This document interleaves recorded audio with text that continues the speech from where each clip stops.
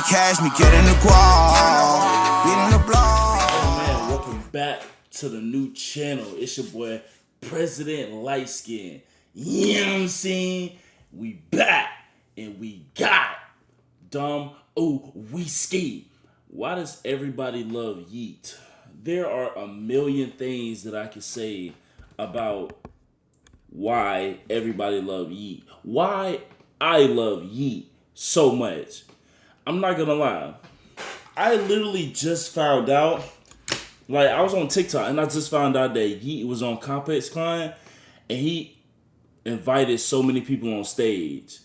That is crazy. Never have I ever once would ever think to see yeat and Sexy Red on the same stage. Never. Until I seen the music video of them this year. That is crazy, bro. Yeat, when I first heard of yeat, I heard the beat of Aiden Ross and I Show Speed. They was freestyling to Sorry About That on his stream, right? Then 2022, he drops a whole album, Two Alive. And the rest was history. The rest was history. Yeat is obviously my favorite rapper of all time. He's better than everybody on my playlist. Even R&B. He's probably up there with Giveon as far as how much I listen to them. Bro. Yeat is amazing. I tell people who I be going to the parties with to play yeat, they be hating. All they want to play is that sorry ass young boy. But we're finna go ahead and react to this, man. Like and subscribe.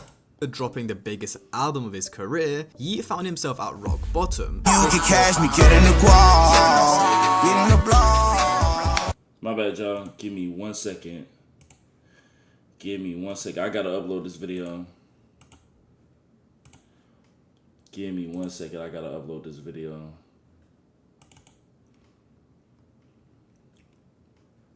Alright. Let's get back into it.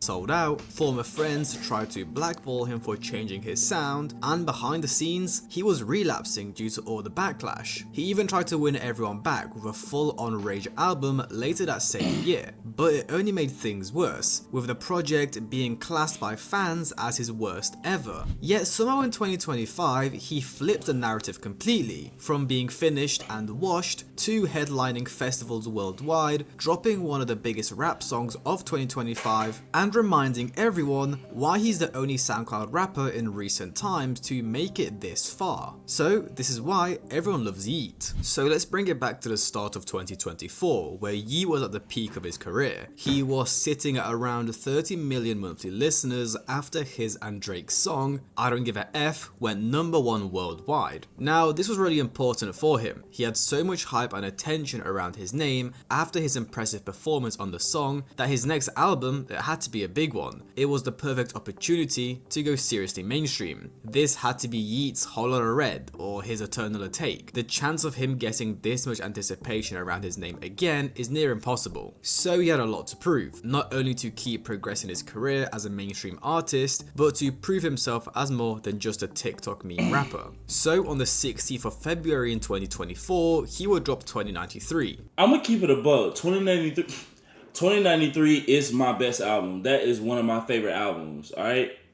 That's one of my favorite albums of all time. Is this Yeat's best album? No. Is Lifestyle his best album? No. You know what I mean? But for him to drop a Dangerous Summer EP, that's probably like one of the biggest albums that he ever took like a big turn on. You know what I mean?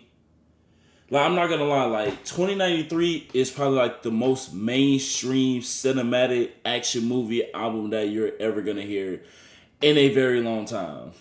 With Yeat himself explaining in an interview with O32C magazine how much of a change in sound this album was. Between the last record and this upcoming one, it feels like a 10 album difference in time. People have no idea what it's going to sound like. It's like 2093 dystopian society. Unlike his previous albums where Yeat was rapping on tragic and Benny X rage beats, Yeat dropped a Travis Scott-esque, futuristic, experimental album, something no one really thought he was capable of. Now, 2093 would end up debuting at the number 2 spot on the Billboard 200 albums chart, setting a very impressive 73k first week. But the issue was, this album had a very mixed reviews, with it really splitting Yeat's fanbase in half. While some fans enjoyed the more lyrical, cyberpunk style of music, a lot of OG Yeat fans were upset he abandoned his old sound, especially considering the fact 2093 wasn't the original album that was supposed to drop. At first, Yeat planned to drop Lifestyle, which fans refer to as Lifestyle V1, not to confuse it with the actual Lifestyle released album. On this Lifestyle V1 project, he was supposed to drop trending snippets such as Lil Crazy and Time Passed. We never got a real reason why this project didn't drop, but if I had to guess, it would be because around this time, Yeat was facing a lot of criticism for making the same old rage music with Benny X over and over again, similar to what Ken Carson is facing right now, constantly dropping grungy rage music. Cause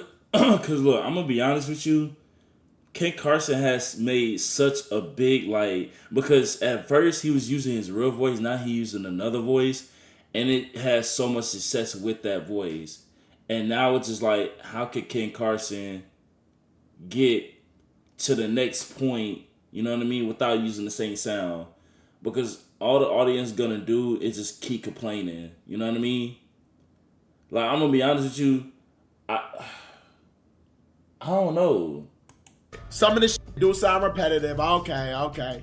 It don't matter though, man. I feel like he gonna evolve. Like, once it come out, it's gonna be good, bro. These just snippets. He see what they fuck with, what not. Some fans even started suggesting Yeat needs to get back on substances just to make his music better again, which is pretty insane. And I mean, that is insane. I ain't gonna lie to you. If you didn't know, 2093 was the first album Yeat did sober, with the majority. You could tell he did that sober and he took his time. He was like, all right, I'm gonna just sit down and take this seriously.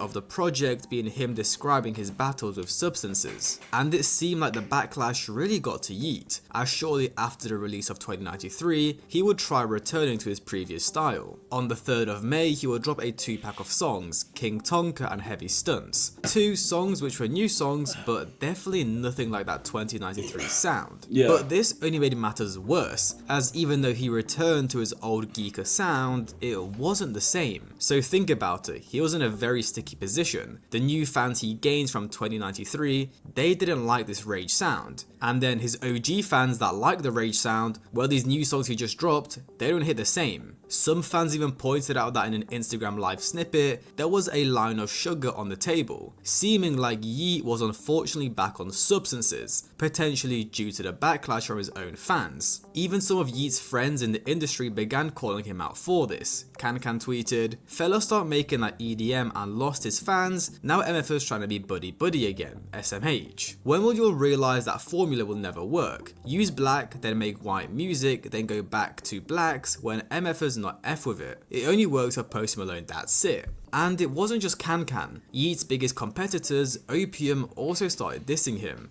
I'm not gonna lie, whether you realize it or not, even though that they was friends, Ken Carson is Yeat's biggest competition. For sure. This is like X and Uzi, this is like X and Uzi back in 2018, 2017.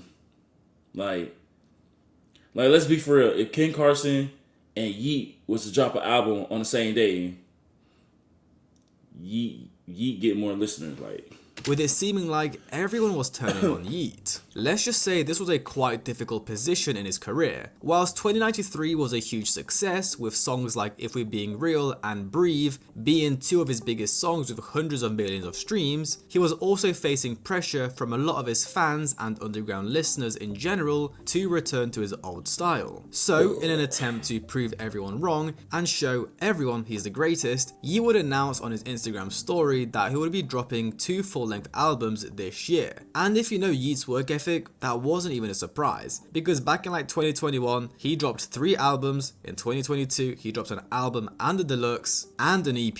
He's just built different. So this brings us on to Yeat's Lifestyle, released in the October of 2024, his second album of the year, featuring the likes of Summers, Don Toliver, Kodak Black, and Lil Durk. Yeat dropped a full Rage project, a full 180 from the album he dropped just 8 months ago. However, it didn't end up working out like he wanted it to, as this project also had very mixed reviews. The quote-unquote OG fans were pleased Yeat returned to the Rage style, but again, it really wasn't the same, and felt like a worse, dumbed down and less exciting version. And then his newer fans that actually enjoyed 2093, they weren't interested in this at all. I think Anthony Fantano, and I know a lot of people don't like him, but he explained it perfectly. It's like he regressed. And even though Lifestyle here is coming out not that much long after, I still went into this project with high hopes. But I guess I should have known better, because if you are at all familiar with Yeat's catalog and trajectory,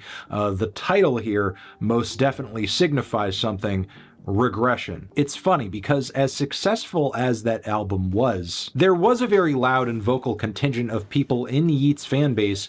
As far as with numbers, yeah, that's his biggest album, but as far as like his fans just didn't really like it. Like, honestly, like, bro, like, the fans just be wanting nostalgia, just, you know what I'm saying? You guys just be wanting stuff, like, when you had it, you didn't appreciate it. When it's not there no more, now you want it. Like, who wanted him to go back to a sound and a writing style that was more reminiscent of his records such as To Alive. Personally, I found 2093 a way more interesting sounding album. As someone who found Yeat on 4L, this album is okay. Production gets samey after a while, it doesn't change too much, and his energy isn't the same to make up for it. This project really felt like a step down for Yeat standards. Repetitive beats due to the use of the same patterns, majority of the songs being looped, his flows were boring, nothing exciting, and overall, it just lacked diversity. Most Yeat fans literally call this project loop style, due to its repetitiveness. There were some great songs though: Orchestrate, Be Quiet, and then the more experimental tracks such as Gone for a Minute and Forever Again, which were incredible. And that's standard for Yeat, he's a hitmaker. But yeah, overall, you could tell he took less pride in this album compared to 2093. He himself stated that the entire project only took around 4 hours to make. And I think he knows this album wasn't too good, as recently in an Instagram story, he posted himself putting his middle finger up to the project. I'm not sure what he meant by that. And numbers wise, the project's performed quite poorly. At first you might see, wow, it sold 89k first week and debuted number 1. But when you actually look into the numbers, he only sold 29k from actual streaming. The rest were from merch bundles and vinyls, which was very disappointing, as this meant Yeat sold less than his 2022 project To Alive. Let's just say it was definitely a very confusing point in Yeat's career, and if not rock bottom. He completely switched up his style and dropped an experimental album, but now has basically regressed, you could say, gone back to his OG style to please his fans, but even they don't like it. So now the question is, what does Yeat do next? Can he rebuild his hype? Because the 29k first week looked quite worrying. And what style is he even going to go with? And let's just say moving into 2025, Yeat took matters seriously. On the 18th of April, Yeat would drop The Bell, a great comeback track, his typical Rage sound but reinvented. Fun ad-libs, interesting verses, he was singing, and the song wasn't a loop. Mix this in with the fact that shortly after, Yeat would be performing at Coachella with a huge inflatable 50-foot bell. Yeat was slowly making the right moves to regain his aura. 3 months later in June, we would get another single. Once again, same as The Bell, his old Rage sound but fresh. Firstly, the song was produced by Benny X, who was only featured once on his last 2 albums, which was weird as he's produced many of Yeat's biggest hits. Secondly, once again, the song was just simply fun and actually interesting. Then throughout the summer, he would be headlining multiple festivals, most importantly Beach Please in Romania, where he performed performed in front of 122,000 people, where everyone knew the songs word by word. Now in 2025, most fans were expecting Yeat to actually drop A Dangerous Life, another full-length album, but instead of that, Yeat decided to take a different route, as in August he ended up dropping A Dangerous Summer, a short 11-track EP where Yeat not only experimented with some stuff we've never heard before, but also gave us the aggressive rapping he's known for. He would open up the project with an old 2023 track which was previously fan-named A Billion,